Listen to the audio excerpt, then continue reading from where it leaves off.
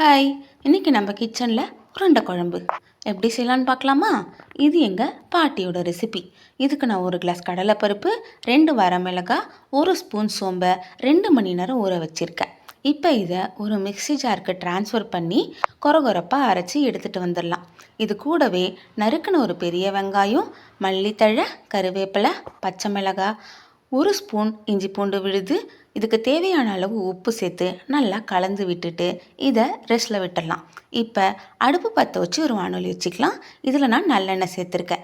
நல்லெண்ணெய் ஹீட் ஆனதும் 1 ஸ்பூன் சோம்பு, பட்டை, லவங்கம், ஒரு சின்ன துண்டு கல்பாசி போட்டு நல்லா பொரிஞ்சதும் நறுக்கி வச்சுருக்க ஒரு பெரிய வெங்காயம் சேர்த்து வதக்கிக்கலாம்.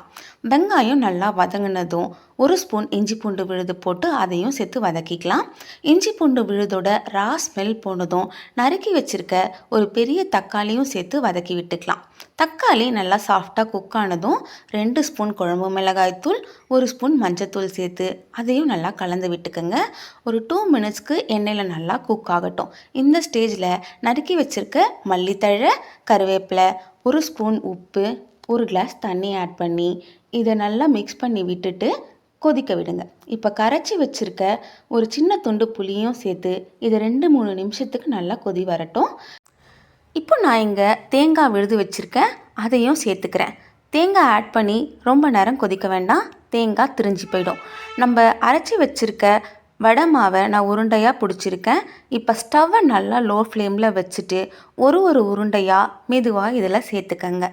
உருண்டை டைரெக்டாக இதில் சேர்த்தா உடஞ்சி போயிடும்ன்ட்டு பயம் இருந்தால் ஒரு இட்லி பாத்திரத்தில் வச்சு 10 நிமிஷம் அதை ஆவியில் வச்சு அப்புறமா இதில் சேர்த்துக்கங்க. உருண்டை உடையாமல் இருக்கும்.